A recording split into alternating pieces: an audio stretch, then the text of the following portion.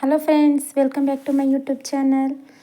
ಇವತ್ತಿನ ವೀಡಿಯೋದಲ್ಲಿ ನಾನು ಹಳೆ ಸ್ಯಾರಿನ ಯೂಸ್ ಮಾಡಿಕೊಂಡು ಯಾವ ರೀತಿ ಚಿಕ್ಕ ಮಕ್ಕಳಿಗೆ ಬ್ಯೂಟಿಫುಲ್ ಆಗಿರೋಂಥ ಫ್ರಾಕ್ನ ರೆಡಿ ಮಾಡ್ಬೋದು ಅನ್ನೋದನ್ನು ಕಟಿಂಗ್ ವೀಡಿಯೋನ ಅಪ್ಲೋಡ್ ಮಾಡಿದ್ದೀನಿ. ಇವಾಗ ಸ್ಟಿಚಿಂಗ್ ವೀಡಿಯೋನ ಅಪ್ಲೋಡ್ ಮಾಡ್ತಾ ಇದ್ದೀನಿ. ವೀಡಿಯೋನ ನೋಡಿ ಮತ್ತು ಸಪೋರ್ಟ್ ಮಾಡಿ ಚಾನಲ್ಗೆ. ನನ್ನ ಚಾನಲ್ನ ಸಬ್ಸ್ಕ್ರೈಬ್ ಮಾಡಿ. ಕಟಿಂಗ್ ವೀಡಿಯೋನ ಅಪ್ಲೋಡ್ ಮಾಡಿದ್ದೀನಿ. ಫಸ್ಟ್ ಅದನ್ನು ವಾಚ್ ಮಾಡಿ, ಆಮೇಲೆ ಇದನ್ನು ಸ್ಟಿಚಿಂಗ್ ವೀಡಿಯೋನ ವಾಚ್ ಮಾಡಿ. ಇವಾಗ ಬನ್ನಿ ಸ್ಟಾರ್ಟ್ ಮಾಡೋಣ. ಇವಾಗ ಫಸ್ಟು ಅವ್ರದ್ದು ಸೊಂಟದ ಸುತ್ತಳತೆ ಎಷ್ಟಿದೆ ಅನ್ನೋದನ್ನು ಅಳತೆ ಮಾಡ್ಕೋಬೇಕು. 21 ಇಂಚಿದೆ ಸೊಂಟದ ಸುತ್ತಳತೆ. ನಾವು 21 ಇಂಚು ಬರೋವರೆಗೂ ಈ ರೀತಿ ಸಣ್ಣದಾಗಾದರೂ ಇಟ್ಕೋಬೋದು ಅಥವಾ ದೊಡ್ಡದಾಗಾದರೂ ನೆರಿಗೆ ಹಿಡಿಬೋದು. ನಾನು ಚೆನ್ನಾಗಿ ಕಾಣಿಸುತ್ತೆ ಅಂದ್ಬಿಟ್ಟು ಸಣ್ಣದಾಗಿ ನೆರಿಗೆ ಹಿಡಿತಾ ಇದ್ದೀನಿ. ನೀವು ನಿಮಗೆ ಯಾವ ರೀತಿ ನೆರಿಗೆ ಬೇಕು ಅನ್ನೋದನ್ನು ಫಸ್ಟು ಸೊಂಟದಿಂದ ಕಾಲ್ವರೆಗೆ ಎಷ್ಟಿದೆ ಅಳತೆ ಅಷ್ಟು ಅಳತೆಗೆ ಕಟ್ ಮಾಡ್ಕೊಂಡಿದ್ದು ಅಲ್ವಾ ಸೀರೆನ. ಇವಾಗ 21 ಇಂಚು ಬರೋ ತನಕ ನಾವು ಈ ರೀತಿ ನೆರಿಗೆನೇ ಇಟ್ಕೋಬೇಕಾಗುತ್ತೆ. 21 ಇಂಚು ಬರೋ ತನಕ ನೋಡ್ಕೊಳ್ಳಿ. ಫಸ್ಟ್ ಟೇಪಲ್ಲಿ ನೋಡ್ಕೊಳ್ಳಿ, ಅಳತೆ ಮಾಡಿ ಇಟ್ಕೊಂಡು ನೆರಿಗೆ ಹಿಡಿದು ಆಮೇಲೆ ಅಳತೆ ಮಾಡ್ಕೊಳ್ಳಿ. ಅಳತೆ ಮಾಡಿಕೊಂಡು ಕಟಿಂಗ್ ಮಾಡಿ ಅಲ್ಲಿಗೆ ಸ್ಟಾಪ್ ಮಾಡಿ ನೆರಿಗೆ ಹಿಡಿಯೋದನ್ನು. ನೀವು ಯಾವುದೇ ಸ್ಯಾರಿ ಆದರೂ ಕೂಡ ತುಂಬಾ ನೀಟಾಗಿ ಬರುತ್ತೆ. ಇದು ಸಾಫ್ಟ್ ಸಿಲ್ಕ್ ಆಗಿರೋದ್ರಿಂದ ತುಂಬ ಚೆನ್ನಾಗಿ ನೆರಿಗೆ ಅನ್ನೋದು ಕೂರುತ್ತೆ. ಹಾಗಾಗಿ ನಾನು ಸಣ್ಣದಾಗಿ ನೆರಿಗೆ ಹಿಡಿತಾ ಇದ್ದೀನಿ. ಇವಾಗ ಟೇಪಲ್ಲಿ ಅಳತೆ ಮಾಡಿ ಈ ರೀತಿ 21 ಇಂಚು ಆಗಿದೆ. ಇಲ್ಲಿಗೆ ಕಟಿಂಗ್ ಮಾಡಿ ತೆಗಿಬೇಕು. ನಾನು ಸ್ವಲ್ಪ ಎಕ್ಸ್ಟ್ರಾ ಇಟ್ಟಿದ್ದೆ, ಹಾಗಾಗಿ ಅದನ್ನು ಕಿತ್ತಾಕ್ತಾ ಇದ್ದೀನಿ. ಇವಾಗ 21 ಇಂಚ್ಗೆ ಕರೆಕ್ಟಾಗಿ, ಯಾಕಂದರೆ ಅವ್ರದ್ದು ಸೊಂಟ ಸುತ್ತಳತೆನೇ ಟೈಟಾಗಿ ತಗೋಬಾರ್ದು. ಫ್ರಾಕ್ ಆಗಿರೋದ್ರಿಂದ ಸ್ವಲ್ಪ ಲೂಸಾಗಿ ಅಳತೆ ತಗೋಬೇಕು. 18 ಇದ್ರೂ ಒಂದು 2 ಇಂಚು 3 ಇಂಚು ಎಕ್ಸ್ಟ್ರಾ ತಗೋಬೇಕು. ಹಾಗಾಗಿ ನಾನು 21 ಇಂಚಿಗೆ ತಗೋತಾ ಇದ್ದೀನಿ. ಇವಾಗ ಟಾಪ್ ರೆಡಿ ಮಾಡ್ತಾ ಇದ್ದೀನಿ ಮೇಲ್ಗಡೆ.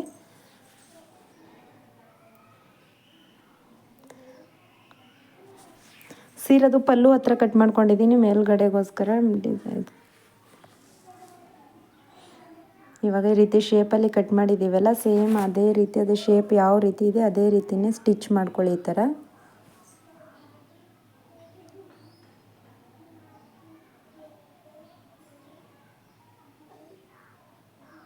ಒಂದೊಂದು ನಾಚು ಹಾಕ್ಕೊಂಡ್ರೆ, ನಾಚು ಹಾಕೊಳ್ಳೋದ್ರಿಂದ ಶೇಪ್ ನೀಟಾಗಿ ಕೂರುತ್ತೆ ಅಂತ ಅಷ್ಟೇ.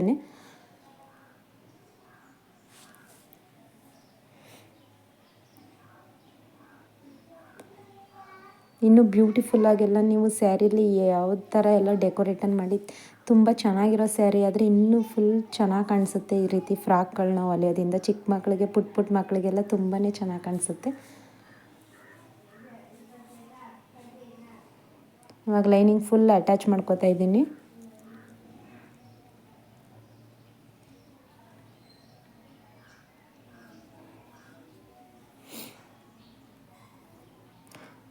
ಫ್ರಂಟ್ ಪಾರ್ಟು ಮತ್ತು ಬ್ಯಾಕ್ ಪಾರ್ಟು ಎರಡನ್ನೂ ಕೂಡ ಇದೇ ರೀತಿ ನಾವು ಹೊಲ್ಕೋಬೇಕು.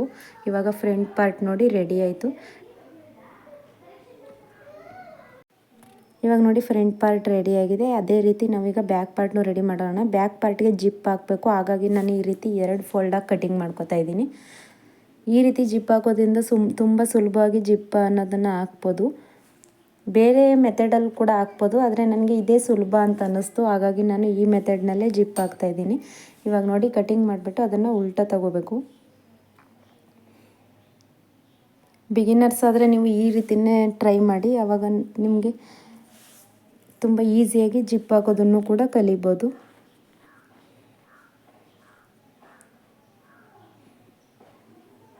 ಇವಾಗ ನೋಡಿ ನಾನು ಯಾವ ಶೇಪಲ್ಲಿ ಕಟಿಂಗ್ ಮಾಡಿದ್ದೀನಿ ಅದೇ ಶೇಪಲ್ಲಿ ಈ ರೀತಿ ಹೊಲ್ಕೊಂಡು ಲೈನಿಂಗ್ನ ಈ ರೀತಿ ನೀಟಾಗಿ ಅಟ್ಯಾಚ್ ಮಾಡ್ಕೋತಾ ಇದ್ದೀನಿ. ಎಕ್ಸ್ಟ್ರಾ ಇರೋ ಬಟ್ಟೆನೆಲ್ಲ ಕಟ್ ಮಾಡ್ಕೊಂಡ್ರಿ.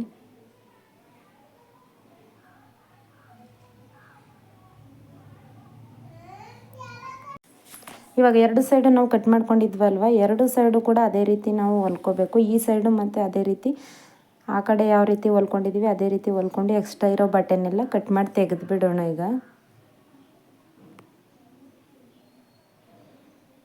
ಎಲ್ಲ ಕಡೆನೂ ಅಷ್ಟೇ ಒಂದೊಂದು ನಾಚು ಹಾಕೊಳ್ಳೋದ್ರಿಂದ ಶೇಪ್ ಅನ್ನೋದು ನಾವು ಯಾವ ರೀತಿ ಕಟಿಂಗ್ ಮಾಡಿದ್ದೀವಿ ಅದೇ ರೀತಿ ನೀಟಾಗಿ ಕೂರುತ್ತೆ. ಹಾಗಾಗಿ ಶೇಪ್ಗೆ ಈ ರೀತಿ ಒಂದೊಂದು ನಾಚು ಹಾಕ್ಕೊಂಡು ಆಮೇಲೆ ಉಲ್ಟಾ ತಗೊಂಡು ಕಟ್ ಮಾಡ್ಕೊಳ್ಳಿ, ಈ ರೀತಿ ಹೊಲ್ಕೊಳ್ಳಿ.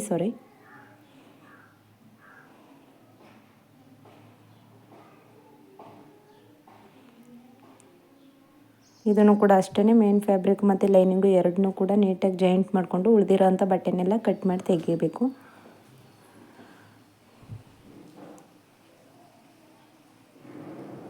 ಇವಾಗ ಎರಡು ಸೈಡ್ ರೆಡಿ ಆದಮೇಲೆ ಜಿಪ್ಪು ನಮ್ಮ ಅಳತೆಗೆ ಎಷ್ಟು ಬೇಕು ಇದು ಫ್ರಾಕ್ ಅಳತೆಗೆ ಅದೇ ಅಳತೆಗೆ ಜಿಪ್ಪನ್ನ ನಾವು ಕಟ್ ಮಾಡ್ಕೊಳ್ಳೋಣ.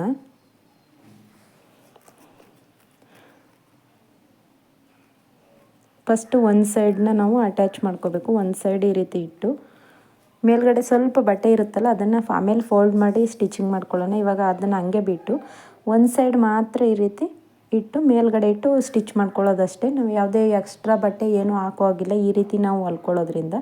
ಹಾಗಾಗಿ ನಾನು ಜಿಪ್ಪು ಯಾವುದಕ್ಕೆ ಹಾಕಬೇಕು ಅಂದ್ರೂ ಕೂಡ ಇದೇ ರೀತಿ ಹಾಕ್ತೀನಿ.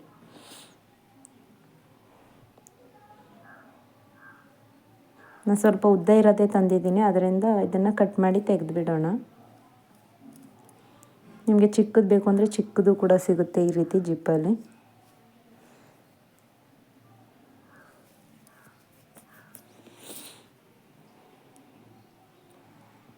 ಇವಾಗ ಎರಡು ಸೈಡು ಕೂಡ ಅದೇ ರೀತಿ ನೋಡಿ ಎಷ್ಟು ನೀಟಾಗಿ ಜಿಪ್ ಅನ್ನೋದು ಬೇಗ ಹಾಕಾಯಿತು. ಇದರಿಂದ ಟೈಮ್ ಕೂಡ ಸೇವ್ ಆಗುತ್ತೆ ಈ ರೀತಿ ನಾವು ಹೊಲಿಯೋದ್ರಿಂದ. ಈ ರೀತಿ ಎಕ್ಸ್ಟ್ರಾ ಉಳ್ಕೊಂಡಿರೋದನ್ನ ಈ ರೀತಿ ಮಡಿಸಿ ಫೋಲ್ಡ್ ಮಾಡಿ ಸ್ಟಿಚ್ ಮಾಡಬೇಡಿ. ನಾವಲ್ಲಿ ಡಿಸೈನ್ ಹಾಕಿದ್ದೀವಲ್ಲ ಅದಕ್ಕೆ ದಾರನೂ ಕೂಡ ರೆಡಿ ಮಾಡ್ತಾಯಿದ್ದೀನಿ.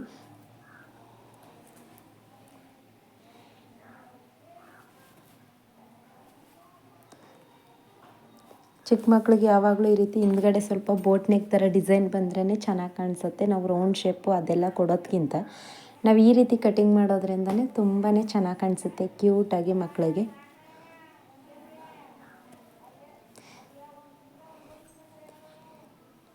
ಇವಾಗ ಎರಡು ಸೈಡ್ ಕೂಡ ಈ ರೀತಿ ಹೊಲ್ಕೊಳ್ಳಿ ಫಸ್ಟು. ಇವಾಗ ಭುಜನೂ ಕೂಡ ಜಾಯಿಂಟ್ ಮಾಡ್ಕೋಬೇಕು. ಇದು ಫಸ್ಟ್ ಇವಾಗ ಎರಡು ಸೈಡ್ ಹೊಲಿದ್ಬಿಟ್ಟು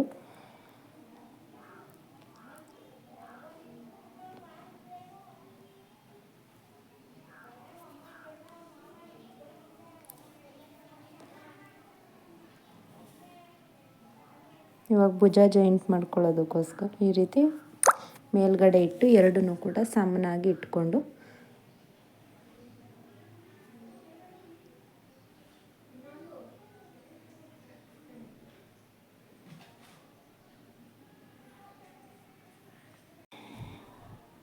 ಫ್ರಂಟ್ ಮತ್ತು ಬ್ಯಾಕ್ ಎರಡು ಕೂಡ ಭುಜನ ಈ ರೀತಿ ಸ್ಟ್ರೈಟ್ ಇಟ್ಕೊಂಡು ನೀಟಾಗಿ ಎರಡು ಹೊಲ್ಗೆನ ಹಾಕ್ಕೊಳ್ಳಿ.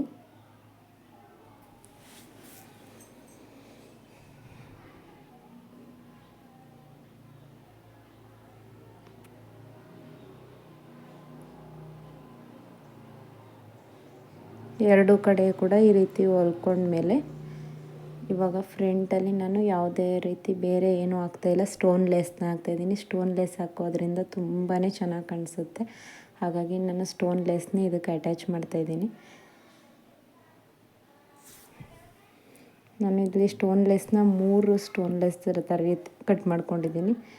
ಸ್ಲೀವ್ಸ್ಗೆ ಮತ್ತು ಫ್ರಂಟು ಮತ್ತು ಡಾಬ್ ಹತ್ರ 3 ಕಡೆನೂ ಇದೇ ಲೇಸ್ನೇ ಹಾಕ್ತಾಯಿದ್ದೀನಿ. ಆವಾಗ ತುಂಬ ಪರ್ಫೆಕ್ಟಾಗಿ ಮತ್ತು ನೀಟಾಗಿ ಕಾಣಿಸುತ್ತೆ ಮಕ್ಕಳಿಗೆ. ನೀವು ಹೂ ಕೂಡ ಫ್ಲವರ್ ಥರ ರೆಡಿ ಮಾಡಿ ಫ್ಲವರ್ ಕೂಡ ಹಾಕೋಬೋದು.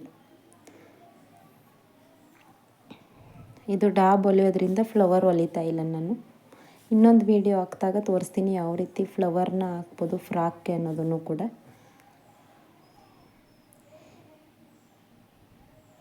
ಇವಾಗ ನೋಡಿ ಎಷ್ಟು ಚೆನ್ನಾಗಿ ಕಾಣಿಸ್ತಾ ಇದೆ ಸ್ಟೋನ್ ಲೇಸ್ ಅಂತ.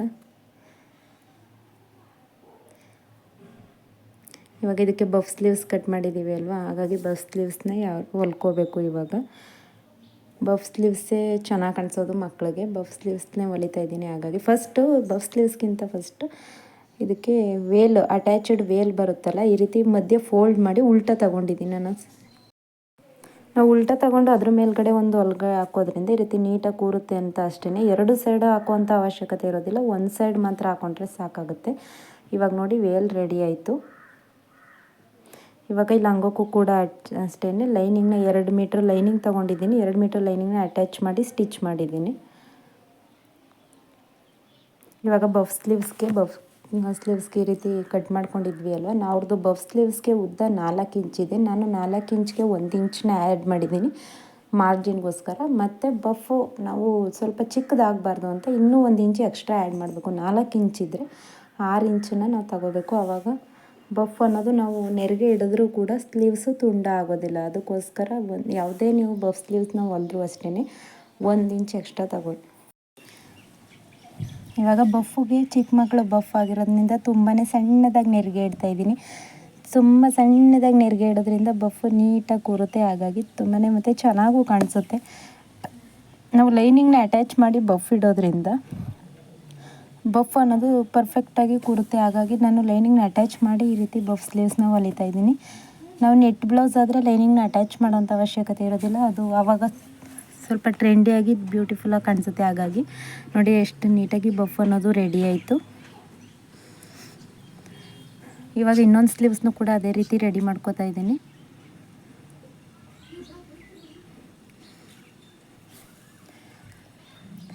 ಇವಾಗ ಇದನ್ನು ಕೂಡ ಅಷ್ಟೇ ಸೇಮ್ ಅದನ್ನು ಯಾವ ರೀತಿ ಹೊಲ್ಕೊಂಡಿದ್ದೀವಿ ಅದೇ ರೀತಿ ಇದನ್ನು ಕೂಡ ನಾವು ಹೊಲ್ಕೋಬೇಕು.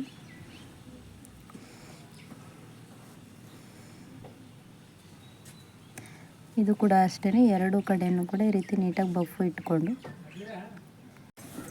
ಇವಾಗ 2 ಸ್ಲೀವ್ಸ್ನ ಅದೇ ರೀತಿ ನಾವು ಸ್ಲೀವ್ಸ್ನ ಬಫ್ನ ರೆಡಿ ಮಾಡ್ಕೊಳ್ಳೋಣ.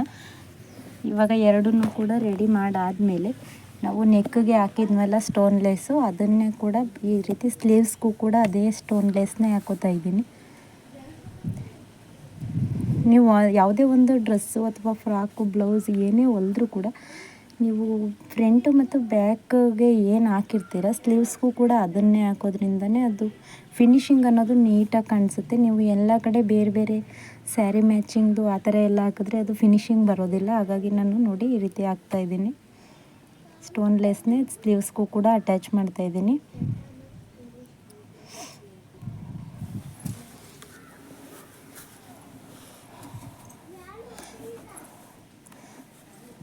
ಇವಾಗ 2 ಸ್ಲೀವ್ಸ್ ಕೂಡ ರೆಡಿ ಆಯಿತು.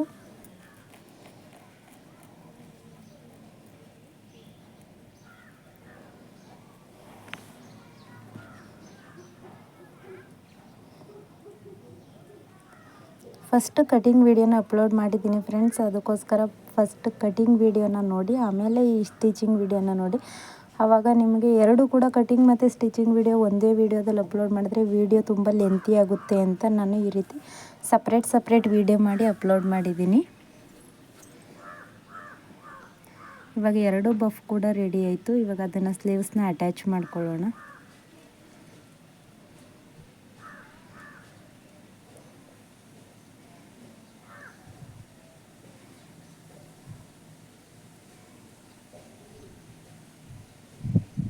ಇದಕ್ಕೆ ಮತ್ತೆ ಇನ್ನೊಂದು ಹೊಲಿಗೆ ಹಾಕೋತಾ ಇದ್ದೀನಿ.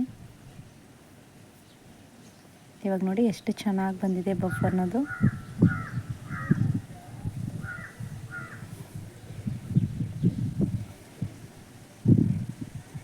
ಚಿಕ್ಕ ಮಕ್ಕಳಿಗೆ ನೀವು ಯಾವಾಗಲೂ ಕೂಡ ಫ್ರಾಕ್ ಅಥವಾ ಲೆಹೆಂಗಾ ಏನೇ ಹೊಲಿದ್ರೂ ಕೂಡ ಬಫ್ ಸ್ಲೀವ್ಸ್ನ ಇಟ್ಟು ಹೊಲಿರಿ. ಆವಾಗ ಮಕ್ಕಳಿಗೆ ತುಂಬಾ ಮುದ್ದಾಗಿ ಕಾಣಿಸ್ತಾರೆ ಮಕ್ಕಳು. ಹಾಗಾಗಿ ನಾನು ಫ್ರಾಕ್ ಯಾರಿಗೆ ಹೊಲ್ದು ಕೊಟ್ಟರು ಕೂಡ ಬಫ್ಫೇ ಹೇಳ್ತೀನಿ. ಬಫ್ ಇಟ್ರೇ ತುಂಬಾ ಚೆನ್ನಾಗಿ ಕಾಣಿಸುತ್ತೆ ಮಕ್ಕಳಿಗೆ. ಹಾಗಾಗಿ ಲಾಸ್ಟಲ್ಲಿ ಹಾಕಿದ್ದೀನಿ ವೀಡಿಯೋನ ಯಾವ ರೀತಿ ಕಾಣಿಸ್ತಾಯಿದೆ ನನ್ನ ಮಗಳಿಗೆ ಅನ್ನೋದನ್ನು.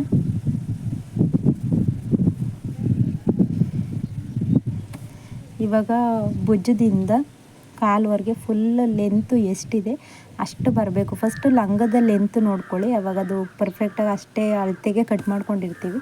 ಇವಾಗ ಇನ್ನೊಂದು ಸಲ ಯಾವುದಕ್ಕೂ ಒಂದು ಸಲ ಇರಲಿ ಅಂತ ಚೆಕ್ ಮಾಡ್ಕೊಳ್ಳಿ. ಫಸ್ಟ್ ಸೈಡಲ್ಲಿ ಈ ರೀತಿ ಒಂದು ಹೊಲಿಗೆನ ಹಾಕ್ಕೊಳ್ಳಿ. ಅಳತೆ ತಗೊಳ್ಳೋದೇನೂ ಇಲ್ಲ. ಫಸ್ಟ್ ಹಂಗೇ ಸೈಡ್ ಫುಲ್ ಎರ್ಜ್ಗೆ ಒಂದು ಹೊಲಿಗೆ ಹಾಕ್ಕೊಳ್ಳಿ. ನಾನು ಎಕ್ಸ್ಟ್ರಾ ಇರೋ ಬಟ್ಟೆನ ಕಟ್ ಮಾಡಿ ತೆಗಿತಾ ಇದ್ದೀನಿ. ಉದ್ದ ಹುಡುಗಿದು 40 ಇಂಚು ಸಾಕಾಗುತ್ತೆ. ಹಾಗಾಗಿ ಮೇಲ್ಗಡೆ ಪಾರ್ಟಲ್ಲಿ 10 ಇಂಚು ರೆಡಿ ಮಾಡ್ತಾಯಿದ್ದೀನಿ. ಇವಾಗ ಜಾಯಿಂಟ್ ಮಾಡ್ಕೊಳ್ಳೋಣ. ಜಾಯಿಂಟ್ ಮಾಡೋದಕ್ಕೋಸ್ಕರ ಸೈಡ್ ಫಿಟ್ಟಿಂಗ್ ಮಾಡಿರ್ತೀವಲ್ಲ ಅಲ್ಲಿಂದ ಲಂಗನ ಉಲ್ಟಾ ತಿರುಗಿಸಿ ಮೇಲ್ಗಡೆ ಹಾಕ್ಕೊಂಡು ಈ ರೀತಿ ಹೊಲ್ಕೋಬೇಕು. ಸೈಡ್ ಓಪನ್ ಇದೆ, ಸೈಡ್ ಇನ್ನೂ ಜಾಯಿಂಟ್ ಮಾಡಿಲ್ಲ. ಲಂಗದ್ದು ಕೆಳಗಡೆ ಸೈಡು ಜಾಯಿಂಟ್ ಮಾಡಿಲ್ಲ. ಯಾಕಂದರೆ ಫಸ್ಟ್ ಇದನ್ನೆಲ್ಲ ಅಟ್ಯಾಚ್ ಮಾಡಿ ಲಾಸ್ಟಲ್ಲಿ ಜಾಯಿಂಟ್ ಮಾಡಬೇಕು. ಹಾಗಾಗಿ ನಾನು ಜಾಯಿಂಟ್ ಮಾಡಿಲ್ಲ. ಈ ರೀತಿ ಹೊಲ್ಕೊಂಡು ಲಂಗನೂ ಕೂಡ ಅಷ್ಟೇ ಸೈಡಲ್ಲಿ ಅಟ್ಯಾಚ್ ಮಾಡ್ಕೊಳ್ಳಿ. ಆಮೇಲೆ ಸ್ಲೀವ್ಸ್ದು ವಿಡ್ತು ಎಷ್ಟಿದೆ, ಸ್ಲೀವ್ಸ್ ವಿಡ್ತ್ ಎಷ್ಟಿದೆ ಮತ್ತು ಎದೆ ಸುತ್ತಳತೆ ಎಷ್ಟಿದೆ ಅಷ್ಟನ್ನು ಮಾರ್ಕ್ ಮಾಡಿಕೊಂಡು ಸೈಡ್ ಫಿಟ್ಟಿಂಗ್ ಮಾಡ್ಕೊಳ್ಳಿ. ಸೈಡ್ ಫಿಟ್ಟಿಂಗ್ ಮಾಡಿಕೊಂಡ್ರೆ ಬ್ಯೂಟಿಫುಲ್ ಆಗಿರೋಂಥ ಫ್ರಾಕ್ ರೆಡಿ ಆಗುತ್ತೆ. ಇದಕ್ಕೆ ವೇಲ್ ಕೂಡ ಅಟ್ಯಾಚ್ ಮಾಡೋದು ಯಾವ ರೀತಿ ಅನ್ನೋದನ್ನು ತೋರಿಸ್ತೀನಿ ನೋಡಿ. ವೇಲ್ ಫಸ್ಟ್ ಹೊಲ್ಕೊಂಡಿದ್ವಲ್ಲ ಅದನ್ನು ಯಾವ ರೀತಿ ಅಟ್ಯಾಚ್ ಮಾಡ್ಕೋಬೇಕು ಅಂತ. ಇವಾಗ ನೋಡಿ ರೆಡಿ ಆಯಿತು. ಈಗ ವೇಲನ್ನು ನಮಗೆ ಉದ್ದ ಎಷ್ಟು ಬೇಕು, ನಾನು ಸ್ವಲ್ಪ ಎಕ್ಸ್ಟ್ರಾನೇ ಇಟ್ಕೊಂಡು ಕಟ್ ಮಾಡ್ಕೊಂಡಿದ್ದೀನಿ. ಉದ್ದ ಎಷ್ಟು ಬೇಕಾಗುತ್ತೆ ಅಷ್ಟನ್ನು ಸೈಡಲ್ಲಿ ಫಸ್ಟ್ ಈ ರೀತಿ ಜಾಯಿಂಟ್ ಮಾಡ್ಕೊಬೇಡಿ, ಒಳಗಡೆನೇ ತೋರಿಸ್ಬೇಡಿ, ಬಟ್ಟೆನ ಒಳಗಡೆನೇ ತೋರಿಸ್ಬಿಟ್ಟು ಈ ರೀತಿ ಜಾಯಿಂಟ್ ಮಾಡಿಕೊಂಡು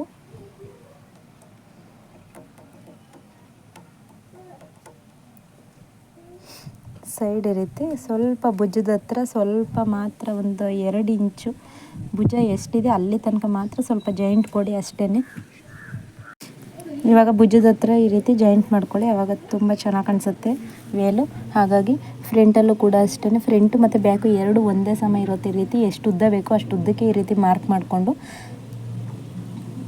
ಎಡ್ಜಸ್ ಹತ್ರ ಒಳಗಡೆಗಾದಂಗೆ ಬಟ್ಟೆನ ಫೋಲ್ಡ್ ಮಾಡಿಬಿಟ್ಟು ಈ ರೀತಿ ಮೇಲೊಂದು ಹೊಲ್ಗೆ ಹಾಕ್ಕೊಳ್ಳಿ.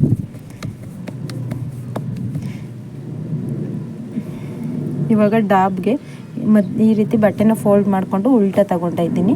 ಉಲ್ಟಾ ತಗೊಂಡು ಮೇಲ್ಗಡೆ ಒಂದು ಹೊಲಿಗೆನ ಹಾಕೋತಾ ಇದ್ದೀನಿ.